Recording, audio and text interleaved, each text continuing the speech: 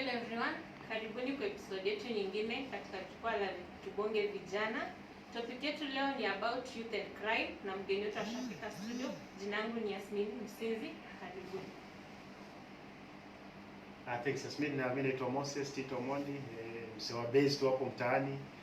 Siku ya leo tuko hapa tunazungumzia mambo ya youth and crime. Nashukuru sana Gogo Fraternity pamoja na wasowa Beach kunipea hii opportunity kuweza kubonga na nyinyi historia ya crime. Kumbuka historia ya crime si yangu tu. Hii ni issue inatu affect sisi wote. So nashukuru sana the host. Okay, karibu. Kumbuka hii show iko empowered na Gogo Boys FC. Kwa hivyo on to our first question. Tunauliza, why are we talking about crime? Kwa nini tunaongelelea crime hasa kwa wakati huu? Nini imetupush tuongelelea about crime? Karibu Moses. Asante. Basically last Sunday, just exactly 1 week, tulikuwa na incidents ambaye msali poteza life. Lesati tulipoteza life ati masiku zake zilikuwa ama alikuwa mzee ama alikuwa mgonjwa, but alimadwa. Last month tumepoteza karibu vijana kama wawili as a result of umadwa, you know. Na issue ya crime to be honest, inatuari sisi wote. So kama tutaizungumzia, then how will we solve? Tutaisolvaje kama tutabonga? And that's why hii time ambayo tunatumia social media, tutumie social media tubonge kuhusu stories za crime na ifikie wasee mashinani. Kwa sababu kwa muda huu ama toka kitambo ni venye tuko na platform ya kuongelelea vitu kama hizi about crime, na in the past hizi siku zimepita kadhaa, youth wengi wamepatikana na msiba, mostly in the line of crime. Na si youth peke yake, tunapoteza hata watu wazima sababu wanapatikana na hawa youth wenye wana commit crime. Na hao youth sisi wenyewe. Sasa that's why tunaongea about crime on this platform to give everyone chance ya kuongea. Then question yetu nyingine hapa, how do we assess antisocial behavior in youth and juveniles? Sababu crime si kitu ya youth wakubwa peke yake. Unapata under children like over 13 years na mtoto ashajiintroduce kwa a certain group. So ni aje tutafanya hiyo nini kabla ya group? Kusema kweli sasa hivi teenagers wamekuwa ngori mtaani. Teenagers wamekuwa ngori sana. Na hata ukicheki poa, teenagers wengi sasa hivi wanatumia gote. Unapita chuo hivi kama choche, unapata a teenager na smoke weed yake ama anatumia certain type of drug, na sisi wote tunajua kwamba ukitumia mihadarati vibaya ama ukitumia mihadarati ina affect brain yako, then unakuwa na mtazamo wa vitu, unaweza kutazama vitu tofauti. Na kusema kweli vile nimesema, youth wadogo, youth wakubwa, so wote hii kitu imeweza kuaffect. So mimi nitaweza kuambia audience wananisikiza, hii issue ya crime kwanza saa hii imerudi down kwa vijana wenye wako between 13, 14, 15, 16, 17 au vijana ni wembe mbaya sana. Jini msako kupata afikiri, unajua ni msiana responsibility, so afikiri anapita tu na wewe sure. Na ukicheki au vijana siku hizi pia wamejua do. Si kama kitambo sisi tunaweza kujua do from 18 and above. Au sasa wamejua do at the age of 13, 14, 15, na wameanza kuwa na mahitaji yao kama teenager. Na unapata siku hizo wanatembea na kigenge, wanatembea kwa groups, wanachochana na wanapita na wewe. So nikiuliza kwa kifupi, reason ya vijana kujoin crime hasa ni nini? Mimi nitapenda reason nini? Reason number 1, fashion. Mayouth wanataka kung'ara mtaani, wanataka kuvaa viatu ya 3,000 na ufanye job. Okay? Unataka kukatia dem anatumia makeup ya 10,000 na ufanye job. Unataka kuwa online 24/7 na ufanye job. Unataka simu ya 10,000 na ufanye job. Nini itachangia? Utajipata unaingia kwa crime. Ama kuna zile mihadarati tunatumia na unataka kusustain your behavior. My friend, there are certain behaviors you cannot sustain for free. Unazisustain at a fee. Na kama ufanyi kazi, you have to stay. they sustain it at a fee. Yes. Hiyo lazima kwa hiyo watu. Thank you. Halafu sasa umesema lifestyle ya saa hii na ya kitambo. Difference ni gani? Sababu saa hii ndio tunaona crime iko kwa wingi sana compared na kitambo. Kitambo umesema youth wakubwa ndio walikuwa into crime. Saa hizi ni watoto wadogo. So difference ya saa hii na kitambo, the push ni nini? Wow, that's a very interesting question, man. But it's a very interesting one. Ukiangalia kitambo, kenye ilikuwa ina push watu kwa crime ilikuwa responsibilities za kifamilia. Lakini siku hizi msee ambaye hata yuko responsible, hata ana mtoi hata moja anajihusisha kwa crime. Na vile tu nimekushow, kuna mimi nitapeana experience yangu kulingana na vitu mimi na check hapo hivyo ghetto. Ukicheki poa, watu hii sahi manze, unapata mtu yeye anaweza kujifundisha kuendesha nduthi. Anaendesha nduthi, anaweza kushika dona, huyu mtu maybe ako class 8, ako form 1 ama hata form 2. Na kama hizi sustain, vile tuliongea, kama huyu msee hizi sustain certain behaviors. Na hii generation ya sasa hivi tu zimechange. Zile mchezo tulikuwa tunacheza kitambo.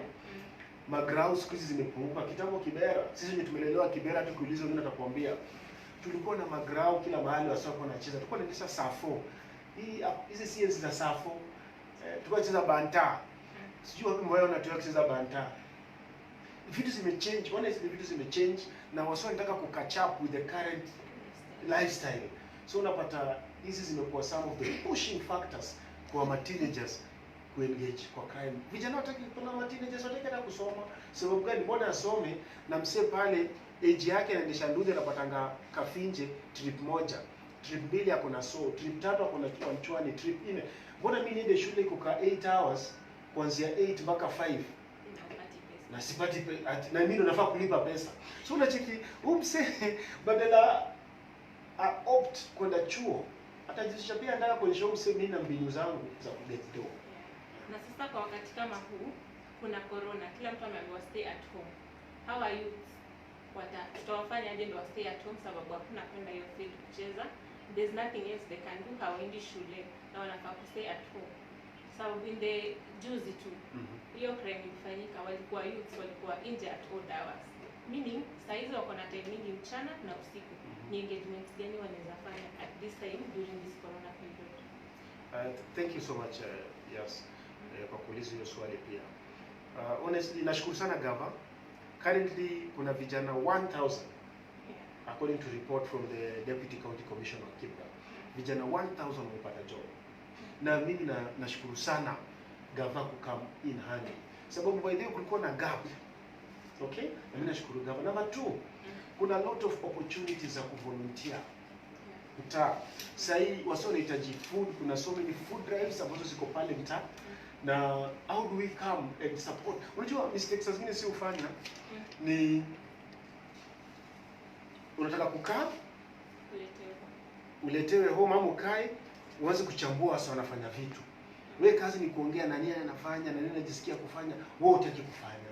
Mimi nataka encourage vijana come out. Wanasema innovation, hakuna mtu akona monopoly ya innovation. Anyone can be innovative. Think of something. Kwanza tumepata time poa sana ya kuwa creative years ya corona. Honestly, unaweza kuwa creative online, unaweza kuwa creative offline. Na kuna opportunities mingi sana za kuwa creative. Kumbuka government imepea vijana 1,000 only opportunity. Na Kibra kuna over 300,000 young people. Hawa wanafanya nini? Na mimi nashukuru sana kikosi kingine pale Lindi.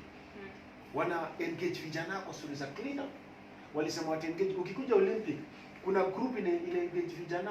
Na hata kila Tuesday na Thursday wamebonga na Swafi Bandre, wanawapianga 2020. Hizo groups ndio vijana wajue wataenda wapi exactly, wapi wasiende tu Olympic wakazurura wakarudi home, ama waende Lindi wazunguke kwa barabara warudi home. Kuna group ambaye pale Lindi na lidiwa na D ama Pascal Kipkemboi na Reza. Wameanza tu initiative yao, wanafanya clean up on Sunday. How do we promote those kind of young people? Nokida pale badao ni vijana barubaru kutumia lugha Kiswahili. Hao ni vijana barubaru na wanasemanga the spirit of a young person iko kwa nguvu yake. Na hiyo nguvu usipoitumia ataireplace na kutumia kitu kingine. So kuna hawa Swalindi, ukienda Ulimo kuna hao Kibera mazingira wanafanya kitu. Kuja pale Darajani kuna Kibera Grill wanafanya kitu. Sisi pia pale tunafanya kitu. Kibera Drive ambayo inalidiwa na Asha Jaffa wanafanya kitu. Nimeona Nubian Youth Council, they are doing something. Sasa hivi wana put up structures. Ukienda Makina kuna pale group ya Caribbean na car wash, na pia wamestation pale maji ya kuosha mkono. Ukienda pale Kasava kuna kitu, na mimi nataka kuambia vijana, there is always an opportunity in Kibra. Ni wewe utingize kichwa, ufungue macho, ufungue masikio, tumia mkono yako, utaweza kutumia kitu pale. Okay, au sasa ni kwa vijana wenye wanaweza fanya kazi tuseme 18 and above. Hawa vijana wadogo tunawafanya aje sasa? Baada ya kusema kweli vijana wadogo, sababu pia wako kwa crime, hatuwezi ignore. I think hii enzi ya corona, we really need to work with these teenagers. Na mimi nita propose kwa maoni yangu, in order to work now my teenagers, mimi nita propose vitu tatu. Number one, we need a system that itawa engage academically, especially when bado wako chuo. Kumbuka wamerudi chuo, wako seko, wengine wako primo. Na hawa wanahitaji kuengajiwa academically. Na kama tuza come up na structure ambayo itadhia directive ya gava ya social distancing, avoiding physical contact, na pia social distance, mimi nita encourage spaces zile ziko available. Tukijipanga vizuri tutumie hizi spaces. Tutaengage wenye wako chuo. Wenye wako chuo, how do we incorporate them in other activities that are friendly? Like they can join some of these food drives with the consent of their parents. Sababu remember, yes, as long as you are below 18, consent ya mzazi wako lazima peane. Okay, wewe bado ni mtoto and you are under the directives and direction of your parents. Lakini umesema kwa sasa wanaweza tumia zile halls for every Kibera kwa social distance na waendelee kusoma. Hiyo ndio important. Hiyo ndio important, especially when you're chuo. Kuna swali engage na hizi cleanups, wengine wende library wasome, watafute vitu vya kufanya nyumbani na pia wajikipo from hii ya corona. Sasa kuna swali lingine hapa, does the media do enough sensitization on crime such as rape and murder? Let's say media plays a role, and media can only enlighten what is existing. They cannot create. They only what I expose. These are some of the things that exist. And to be honest, media, they've done their best to expose some of the current things that are existing when it comes to crime, when it comes to rape, when it comes to even the one that happened last Sunday. It was really limulikwa. It was talked about in the media, and I want to encourage our young people. Let us tap on the exposure of media, because media will expose some of the greatest talents. Okay, are we coming out? In Kibra, we have so many journalists in the mainstream and in the local media. How do we tap into those people? Have we reached out to them to highlight some of our innovations, some of our talents and creativity? Can we tap into that? Okay, and also, if these things are highlighted, is our community conducive enough, to embrace, advance these opportunities ambazo vijana wamedisplay? Because another challenge is we have a community that we need to embrace these local creativities. Because kama a media will highlight an innovation, then tupige makofi, vijana hawezi kula makofi. Okay? Vijana hawezi kula, ilikuwa poa. Hatutakula ilikuwa poa. Ilikuwa poa si food. Are we together? How do we promote ilikuwa poa? How do we promote hiyo kwenye tumepigia makofi? How do we link them with other external opportunities from the teenagers? Because we have a child in Kibera, Hope, very innovative. Anafanya vitu, anavutia macho za watu, amepata exposure. How do we link? How do we advance that kwa machoche zingine? That should be our role. So umesema we have to reach out fast. Kama kitu ikitendeka, we whistleblower fast. Very important. Media ikipata, ndio pia waweze sensitize watu on what is going on kwa mtaa. Yes. But do you think media pia wako na role ya kukuja chini huku mtaani kutafuta nini inafanyika? Sababu unaweza pata tuseme kama ni rape case, si kitu utatoka tu kwa nyumba unaenda kusema venye umerepiwa. You see, you have to talk to someone, at least ukwe anonymous ndio afikishe kwa media. But now media ikipata hiyo story, do they follow up the story ama wata highlight to them that mimi ningependa kuambia viewers that each plays a certain role to a certain level. Okay? Na huyu atawajibika mpaka mahali fulani, na akifika hapo another person need to pick. Okay? Kwa mfano, I have exposed something. yes, Okay? I'm not a police. I'm not a judge. I'm not a media. So I have played my role up to mahali uwezo wangu inafika. Can someone else speak until to the point of ikue addressed? so it's a circle. Niwasee, ni sisi tunaishi mtaa, na ni sisi tunajenga, na ni sisi tutairarua na kuibomoa na kuikula na nafaa kujua. So ni vizuri tukue proactive. We take a step, and just not a step, we take a step further ili tuweze kupata hizi information. Feel free. Mimi napenda vijana wengine, mimi nikaona wanakuja pale kwa ofisi ya mbunge, wana follow up kitu.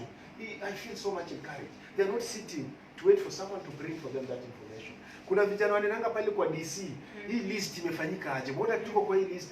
That's very encouraging. Sara ng'ombe pale kwa chief. Vijana walienda wakasema, chief, hii list ilifanyika aje?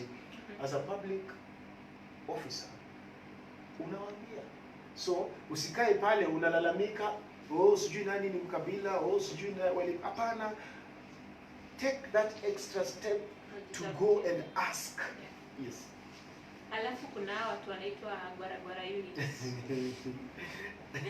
Hao pia wako job kivyao. Ukipita pale mbele, wasenge mbao ya macho sijui ya nini, unaweza ambia aje? Pia hao ni youth na wanahitaji advice, wanahitaji kujua what to do. Kutoa ni kwa kutaka kwa mtu. Acha nianzie hapo.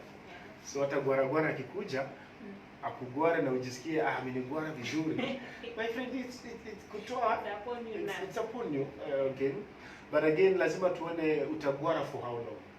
Okay, lazima we need to assess how long utagwara.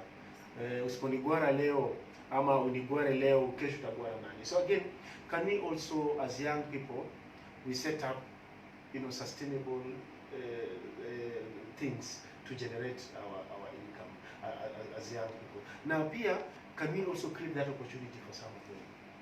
Mimi naamini hata wewe umetembea hapo Kibera, una kitu ungependa kusupport, go and support. Okay?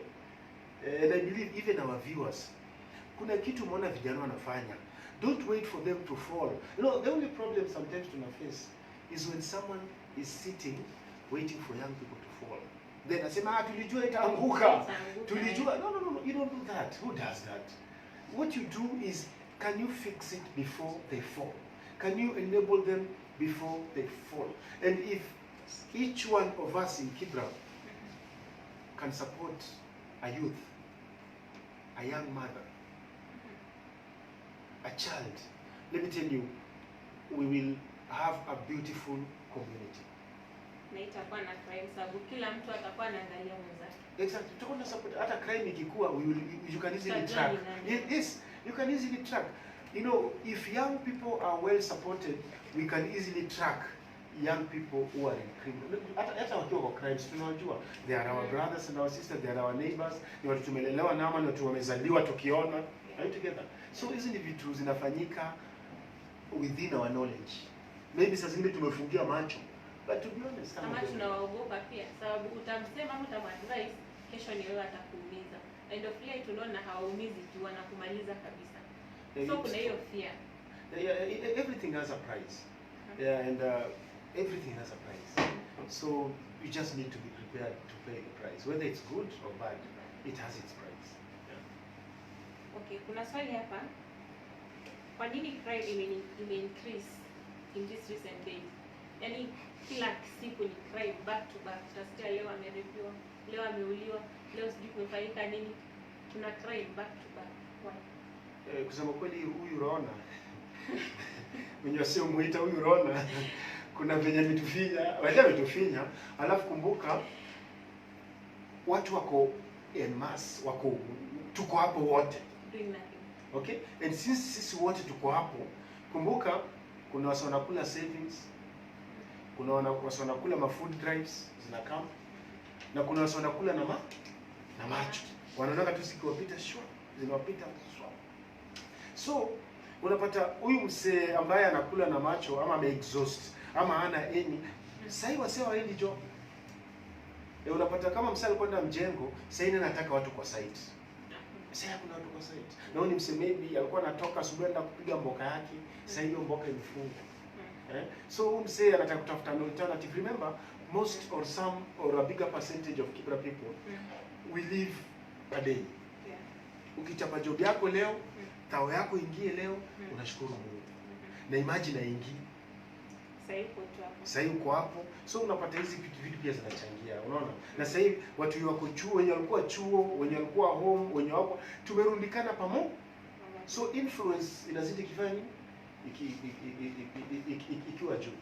So unasema in this recent days blame to corona. No, sisemi hivyo. Just to clarify, I'm not blaming corona, but corona can be a factor. Remember, directives zimepeana directives kama 3. Sasa kuna hii ya 4. Ya kwanza, stay at home.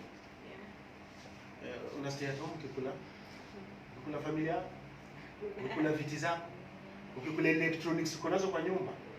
My friend, social distancing. Tunaambiwa my friend, social distancing tunajua ni kukutana kuupdateana stories za corona. Sababu maybe kuna msaizi access. So wasa wanataka kumeet kwa machoche ama kwa mabase, wanajadiliana wase situation iko aje. Physical contact my friend, ghetto jirani mko watu 8 kwa nyumba wa 6. Hiyo already ni physical contact. So huwezi sema utai cut off. So basically hizi factors manze zimechangia sana. So kila mtu ako pale tuko hapo wote mtaani. Wasa walikuwa na mavibandre, kama mavibandre zilichujwa, zilibomolewa, zilifungwa, kila mtu ako pale tunaangaliana. Okay. Sasa hizi tutaingia kwa interactive segment yetu. Nasoma comments za watu. Chidi Obaga umesema bravo, asante sana. Kuna Pixie Roxy Text, Girl Them Sugar. Sijakucha jina lako. Unatuliza what's happening. What is happening? Hii ni platform ya vijana. Tunaongelea about crime leo. So kama uko na swali yote Pixie, tuulize itajibiwa saa hii. Doka Sebit, congratulate. Kuna Nyambura Ndirangu umesema hi. Kuna Omondi Ocheng amesema very good work. Alafu kuna Moses. Kuna mtu mwenye anaitwa Big Boss Anono. Amekubig up na inaitwa kuna mwenye ametuambia veve vijana anaitwa Ben. Alafu kuna Greg Madiva amesema man, I'm so impressed in what you guys are doing for our youth. Well done guys. Asante sana, tunafuatilia feedback zenyu. Anyone mwenye ako na question, a comment below any question, itajibiwa sasa hivi before niishe. On to our next question. Kuna mtu anauliza can we prevent youth crime? Yeah, can we prevent youth crime? But the crime is a behavior that you choose. The same way you chose it is the same way you can choose not to. So ni vizuri tukae tukijua hivyo. You know, it's a behavior. You're not born with it. It's not a talent. Okay? You're not born a criminal. Okay? You make a decision to be one. And you can the same make a decision not to be a criminal. And young people, we say like a joke, there are 1,001 opportunities in Kibra. It depends too with the way you want to tap into them. And again, maybe kama msee ni ski, unaweza soka karibu. There are 1,001 opportunities in Kibra that has already been created. It only needs you to activate. Okay? Na mimi wambia wase vijana kuna vitu 5 huwa tuko nayo. Vitu ngapi? 5. Huwezi zikosa. By the way, huwezi zikosa. Yaani huwezi zikosa zote. Utakuwa at least na moja. Ya kwanza, mimi naamini kila kijana kuna knowledge. Knowledge ni unajua. Ya pili ni education. Education hapa namaanisha umeenda class 1 8 form 1 4, Mungu akikubless sana pia umeenda campus ama college. That's education. Number 3, mimi waamini vijana wako na skill. Skill ni ile kuna kitu unajua na unaiput into action. I believe every young person has a skill. Kitu kingine ambayo najua kila kijana hapo nayo ni talent. Vijana mtaani tuko mazee talent mtaani iko juu sana. Hii talent iko tu juu sana. From drawing, painting, soccer, music, poetry, handworks, name them. Tuko na hizi talents. The fifth thing ambayo is not a reserve for the old. Unajua vijana wengi wakisikianga wisdom, wanafikiri wisdom ni ya wazee. No. Wisdom is not a reserve for the old people. Wisdom is also for young people. Hizi vitu tano huwezi kosa moja. Na kama nadanganyana na uko hapo na wewe ni kijana, hauna moja wapo hizo vitu, kuja nitakupatia kama ni 5,000. Kama una hizo moja wapo hizo vitu, kuja nitakupea 5,000. Leo nataka kumwambia kuja utamenta venye atazipata. No, naanza hapo. Maybe anaweza tumia 5,000 kuanza nayo. Kama umekosa moja wapo hizo vitu, kuja. Alafu kuna hii mentorship ya youth mtaani. Kuna watu wana right, kuna youth wanafanya vitu tofauti. Unaweza waongelesha ni kama wanaweza mentor their young ones au 13, 14, 15. Tuseme kama mtu anaandika mashairi kama wewe unaandika good spoken word, at least you tap in their talents, then unawa mentor. And any other youth doing any other thing. Ya kuna platforms. Za spoken word, kuna platform inaraniwa na msanii anaitwa Shadi Gipuka. Kuna spoken word inaraniwa na kina Chief Kadif, kuna soccer. And to be honest, we still need more mentorship. And mentorship is a big gap. I want to be honest. Na watazamaji wenye wanasema kuna opportunity Kibera, nataka kupatia opportunity moja ya mentorship.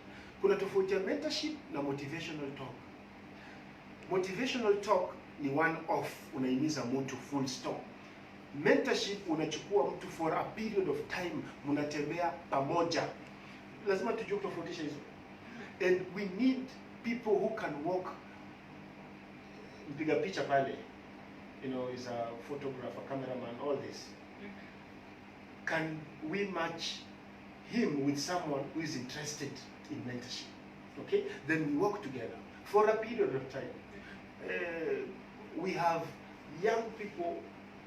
Juzi best yetu anaitwa Rio, ametrend sana. Mpaka leo ana trend. Are we together? Kama si mtu kumshikilia mkono. Okay?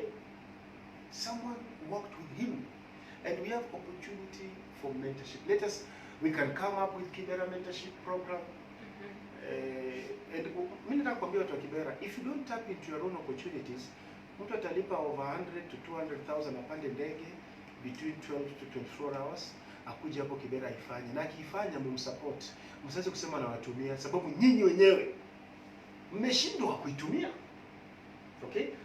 And we have so many opportunities and people are paying a lot of airfare just to come. Na wewe mwenye unakaa hapo, umekaa base, umetulia hapo base, unaongelea wenye unafanya vitu, utaongelea mpaka lini? There are opportunities. Let us tap into them. I love these opportunities. Let's say writing. When we write, and we write good scripts. But now, here it translates to money, not simply right? Yeah, it's true. Writing yako, for example, those who write. Kuna ishaanza kuwaletea do, how long does it take? How do we translate these talents to cash? Yeah, truly another hard question umeniuliza, how do we translate our talents into money? And we just need to have ourselves create these opportunities again for us and link these opportunities with external individuals. Remember, when you have a talent, we don't want to raise community heroes, Kisumundogo heroes, Makina's heroes. No, we want you to rise, to be above, And how do you translate your talent into money? Sustain it, discipline, continuity, reliability. Mtu akikupatia shughuli ichape vizuri, ng'arisha kipindi. Tunasemaga mtaa, ukipewa shughuli ng'arisha kipindi. Sababu ukipewa shughuli uangushe, mtu atakutaka tena. And mwambia watu opportunity ama talent is universal, but opportunity is limited. We have so many musicians, but tunaona musician fulani anafanya nini? Mwingine ana rise, but kati ya hizo music zako na za wale wengine, nini na stand out? Unaona tuibianga tu kila saa kamata demu na tunawageuza tu, ama pia kuna pia content and how you pass that content matters. Yes. True. So, kuna swali hapa, ni opportunity gani mtaa ziko for you as for now? Kuna clean up activities currently they are running. Kuna opportunities sasa wasio wanaandikwa majina. Tafuta, siko baya. These people they exist and you have to appreciate them. Tafuta wazee wenu wa kijiji, they exist and you have to accept that. Tafuteni ma chiefs, assistant chiefs, sasa majina zinaandikwa. Kuna program ya gava ya cash transfer. My friend, mimi nitatu encourage. When you complain too much, you scare away opportunity. Mimi niko na different mindset. And I believe so many others down there. But if you have a complaining mentality, honestly, you can scare away opportunity by just that mentality alone. Hiyo tu mentality can scare away. Ni za kujuana. By the way, itakuwa ni kweli za kujuana. That's the mentality iko. Okay? Hata nikiapply sitapata, of course hautapata, hutaki kupata. Ushaika negative. Exactly. Hiyo kitu ni ya wakina nani? Hiyo itakuwa tu ya kina nani? Wewe hutaki kuwa nani? So also, the way you set up your mentality is what you will get. So kila youth akwe na positive mind. Let us ndio wengine watasema you cannot eat positive mind, but at least use it. You must have it and use it. Alafu kuna vijana wengi, there's a period kuna vijana wengi sana waliuliwa. Hasa hii side ya Makongeni. Wengi waliuliwa, more than 10 in a span of 1 year. Na sasa ukiangalia sasa kuna wengine wamerise wengi. In this case, sisi tunatafuta mtu wa blame, but our parents doing enough. Just as nilishare earlier, our parents have a role to play, but again we have a role to play. Remember, huwa napenda kuambia vijana, mzazi wako yuko na wewe 24 hours. Try together.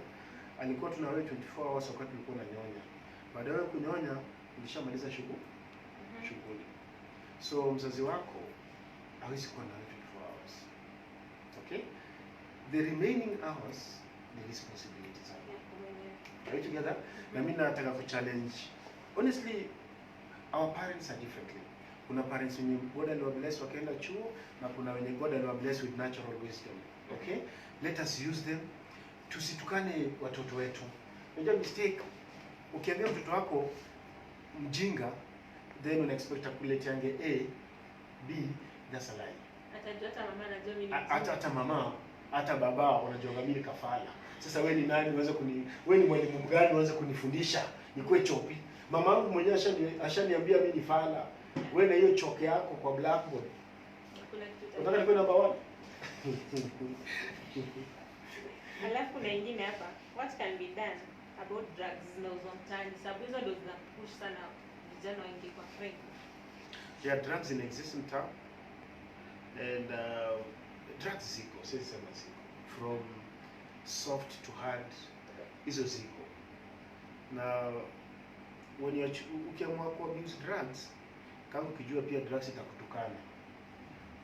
Ukitukana drugs, kama ukijua itakutukana. Nikisema abuse ni kuzitumia mpaka na kuzidi. Unakuwa hohehahe, ovyo, mtovu wa nidhamu.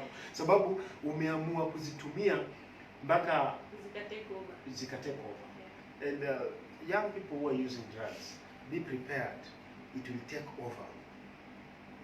Okay? Na nataka kuangalia nikikwambia ukiwa unatumia drugs, okay? Kama ukijua itakutake over. Sababu it's a behavior that once imekuingia, it will also take the same energy uliingia nayo kutoka. So in short waivuke kama wanaweza sasa. Perfect. And mimi nitaambia young people, kuna drug starehe na kuna drug abuse, matusi. Wacha niseme matusi ndio ikue chafu, mtu hawezi kuielewa. Okay? Na wakati unaiabuse, don't expect any other results but to be addicted to it, to take over. Na the best way by the way, unajua uzuri hizi drugs, kila mmoja anajuaga vile aliingia na kila mmoja anajuaga vile anafaa kutoka. Yeah. Kutana na wenye wanatoa story zao wenye madrugs ili take over. Watakwambia ali make decision. Ilifika mahali akasema inaitwa wow moment ama turning point. And every human being akona turning point kwa life yake. Kila human being akona turning point. Na ukisikia sauti hiyo turning point, tap onto it. Juu mistake ni kwamba tunasikianga sauti ya turning point, tunaipuuza. Wenye wamechange hata mtaani kwa issues za crime, drug abuse na issues zingine, walisikia sauti ya turning point ikihit. Aliona kakaa, sababu hii kitu kuna venye naka mingi, utaanza kukaa ufikirie useme wenyewe nafaa kuacha hii kitu. By the way, kama unanisikiza na ulifikiria tu hivyo, immediately wacha. The moment tu umefikiria nafaa kuacha hii kitu, wachana nayo. Alafu kuna swali lingine, base zinaweza tumika kwa kujiempower badala ya mahali ya kula handbas. Mimi thanks kwa crazy mambo za base. Na mimi nitakwambia wasi wananisikiza. Kwa smart sana. Si kila mtu anakaa base zako idol. Kuna msasha tengeneza uredi yake, anakuja kupigia mwili yake kwa pole. Ametoka job. Alikuwa na shughuli zake. Kumbuka kuna watu M-Pesa zake zinaingia. Okay? So si base zote ni mbaya. Kuna zile base ziko pale ku-updateana on the current issues. Kuna zile base ziko pale because ni groups, na kuna zile base ziko pale sababu kuna kitu fulani wanafanya ambayo imewaleta kwa pamoja. Na pia mimi honestly mimi si pastor ama mimi si sheikh. So mimi sitaanza kuambia watu, mimi kenye naweza tu kuambia msee, kuna zile vitu zinafanyika base. Na kila base iko na njaro yao, iko na style yake. Together. Bora tu usiwache ku take over. Na pia ukienda base, kumbuka hauko equal nao tumekaa nao base. Unajua mistake inafanyikanga. Wewe ukiniona nimekuja hapo na Nike yangu, ama na Adidas yangu, usifikirie tunatoshana. Mimi nakwambia tu kweli. So kila mtu aishi life yake. Kuna venye usijilinganisha, ukijilinganisha utaumia. Sababu hujui venye mse amepata. Na si kila mtu, hakuna kama mahali mtu analeta salary slip yangu majamaa. Mimi nakulanga 200 na inatokanga place fulani. Nani ananiambia watu? Kuna mtu ananiambia wase unakaa na mtu base unaanza kumwambia unajua aje jamaa? Mimi napataka 300 kwa prezo. Mimi nikikaanga hivi na chapanga deal yangu. My friend, you will wait forever.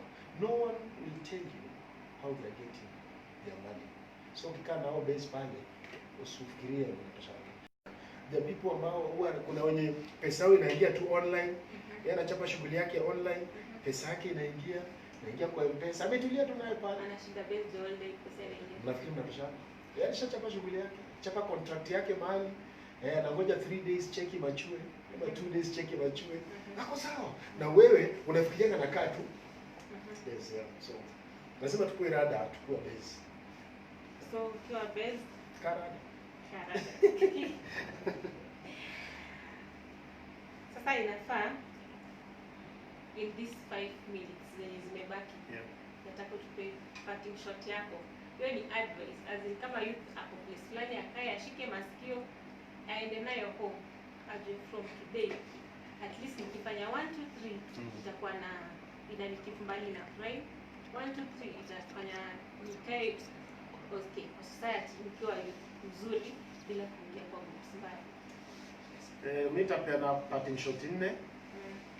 Na parting shot ya kwanza, hakuna rahisi. Ni wewe we make ikuwe rahisi. Number 1, hakuna, na narudia vizuri kama msana anisikiza, hakuna rahisi. But ni jukumu lako we make ikuwe rahisi. Right together? Number 2, lazima tujue stories za corona ziko. Are you together young people? Na gava imepeana curfew, please, kama ni kufika home 7, tufike ni tu home 7.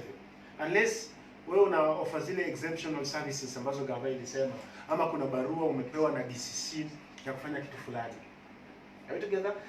Juu tusitafute makosa na makarao.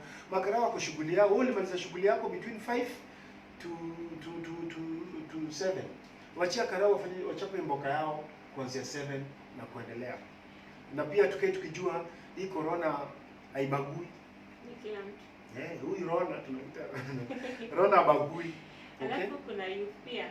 The whole day anashinda kwa nyumba amelala, ikifika 6:45 anakula, anaenda nje kuangalia kama kila mtu ako ndani.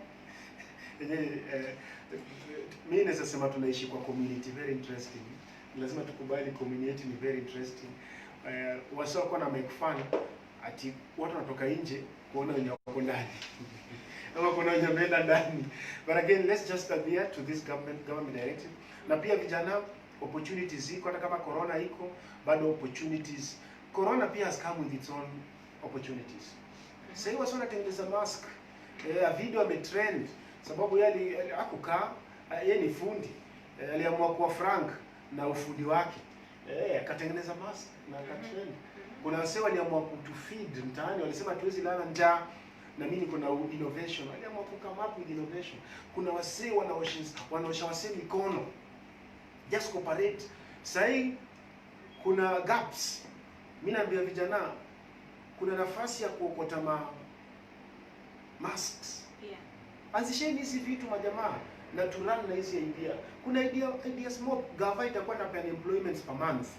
Nini utapewa shughuli yako for 1 month. Tena wengine wachukuliwe. Hii nafasi ya kuokota masks. Wanaokota kudispose ama wanaokota. Thank you. Ameuliza swali na hiyo ready ni swali nitaka kuachia. Hii mask ukiokota unataka kufanya nayo nini? Okay? It's an opportunity. Go and think. Use that as an opportunity to kusaidia gava na watu wa mtaa ku address the existing problem ya masks all over. Remember kulikuwa na story ilikuwa na trend. Kuna wasee walikuwa wanaenda kuwasha hizi vitu which was very dangerous, especially zile masks ambazo zinatumika one-off. Let us take advantage of every. Na mimi nabianga wasee, in every calamity there's an opportunity. It just depends with how you want to use it. So usianze kulia. Just think on what you can do. And in every calamity there's a solution, and that solution might be you. Then there's the last question. Na hiyo ni yangu, si ya mtu yoyote. This platform, who is it for? Hii ni platform yetu, yangu na wewe. Tuitumie, na mimi hata nitawa encourage sana kwamba hii platform kama inawezekana. Mimi nitaimiza watu wa Kibera kwa wingi. You know, let us tap into this and thank you guys for creating. Na tunaambia watu opportunities ziko tu mtaa. Ona sasa ni kabando tu tunatumia. So hizi opportunities ziko.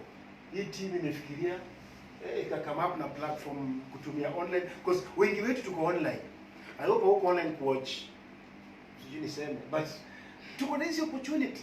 How are we using our online platforms? Okay? And hii opportunity ni yangu na wewe. Na mimi nimeshukuru sana nyose kunipia hii chance. Sababu nilikuwa nitafutana sana, but nashukuru mlikuja kabla nitafute. Na nashukuru sana. Hii opportunity ni yako. Pia wewe uko na idea, kuna kitu fulani unafanya. Na mimi nitawahimiza pia mweke spoken word kidogo. Kama kabla show ianze, msaya kuja na gitaa yake pia. Atuhimize roho kidogo na mangoma fulani. Ama kama kuna msaya anafanya kitu fulani, anatuonyesha venye kanatembea. Majamaa, take advantage ya every existing platform kujiendeleza. Kama ni complain, uta-complain for a very very long time, my friend. Yeah. Alafu utachukua fursa hii pia kuongelelea about your own. Oh, wow. Dr. Family, then you manage your clients. Wow, thanks so much. Kuna hii idea na rani inaitwa Dr. Family, na hii idea ilikam venye kulikuwa na food drives mtaani. Nilikuwa na feel kwamba hakukuwa na setup ya ku-reach family na kusustain. So baada ya issues za directives za gava, wasio kwa nanipigia simu sababu wasio sema mimi msao uradi. So msana kwa msao hakuna uradi. Msana niko na hizo messages kwa simu. Msana kutumia text akamwambia Mose nitafutie kitu ya kufanya ama kitu, but nikakaa nikafikiria nitafanya aje na hizi familia ni wase najua. Then idea ya kukam vile tu wase na adopting watoi na adopt sijui nini, nikasema pana mimi wacha nitafute mabeste wangu ni walink na familia fulani wawalishe, hata kama ni for 1 week 2 weeks 3 weeks, hata kama ni for month ama one off tuifanye. The idea of adopt a family ilikuja as a that reason. Na eventually come hii idea mimi sikukaa nayo peke yangu.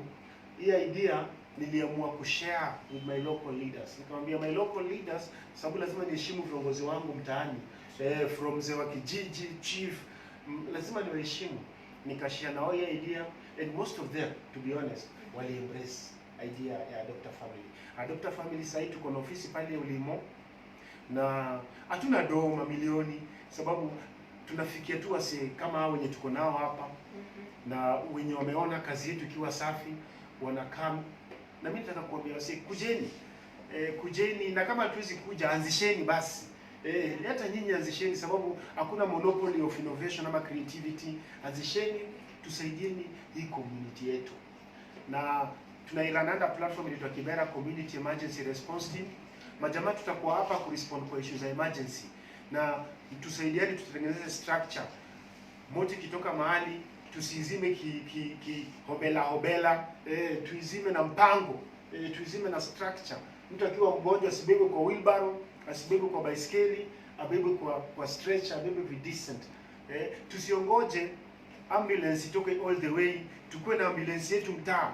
Why do we have to call for an ambulance honestly in a developed country kama yetu? We need to have these things within our reach. Are we together? Mgonjwa sibebe kwa mgongo atinapeleka hospitalini. No, vijana tuwajibikeni, tukue creative, to avail these basic equipments, wase wetu waweze kulindwa. Mimi hiyo ndio kenye sema kuhusu program, na hii program for now hatujabarikiwa sana kuajiri watu, but tuko na volunteers, na mtakuwa mnaona men in blue with a doctor family nyuma, na mbele wako na symbol yao ya KSAT. Just support, let us support each other. Na si mimi peke yangu, kuna pia initiatives zingine pale mtaani zinaendelea, na lazima niwashukuru. Kuna initiatives zinaendelea pale mtaa. Tusiongee mbaya kwa uso jamaa, tusishut ideas, tusikill talents, na tusikill zile vitu watu wanafanya. Hii midomo yetu hii inaweza ua potential ya msee. So let us support people. Kama unaona kitu inafanyika mbaya, reach out kwa hao wasee, tusiwashut. Let us open, advise them, link them, make them grow. Mimi naamini Omondi, Abdul, Masi, Njugush pale, Masha, mimi naamini ukigrow, mimi naamini pia mimi na grow. Na community yetu mzima ina grow. Na mimi na appreciate sana wasi wa Lancet. Unajua mimi follow sana Dr. Kalebi na hizo post zake. Every time ana post kitu uzuri huwa ina pop kwangu. So huwa niko up to date, na mimi nashukuru sana CEO, huyu ni msamelele wa mtaa. Na mimi nakwambia mtaa kama CEO wa Lancet alilelewa mtaa, na si mbali Kabimuru. Akasoma tu Shadrack Mane. Alikuwa anapiga kalesa. Wewe mwenye siku hizo unabebwa na gari mpaka shuleni na kunyima time ya kufikiria honestly. Okay? Hapo anachapa kalesa, wanaingia laini, piga hiyo matopa, anachukua nduma pale ndio aingie shadi chuo. So mimi namshukuru sana, na mimi follow hizo post zake, updates za corona, sababu yeye ni msame specialized kwa issues za testing. Na pia mimi nataka kuhimiza watu wa Kibera, feel free, take a risk, come and know these things hapa Lancet. Lancet is a walking distance. Hautaanza excuse at your fair or siji. Just come and ask. Hata kama hauna pesa, it's free to ask. Unless kama mtu ni consultant, but here it's free, come and ask na uweze kujua. Na sisi mimi na big up sana daktari kwa hii kazi anafanya. Okay, sana hata sisi tungependa tubonge vijana platform. Tungependa kushukuru Lancet kwa kutupatia hii nafasi.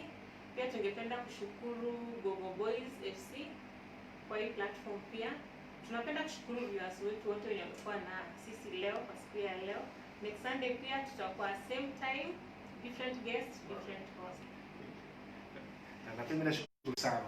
Asanteni sana majamaa, jana mlingarisha kipindi mtaa, tulitembea kwa manyumba, wengine wengi mlipeana mpaka mashuge. Mlipeana time. Wasagogo big up. Big up sana jamaa.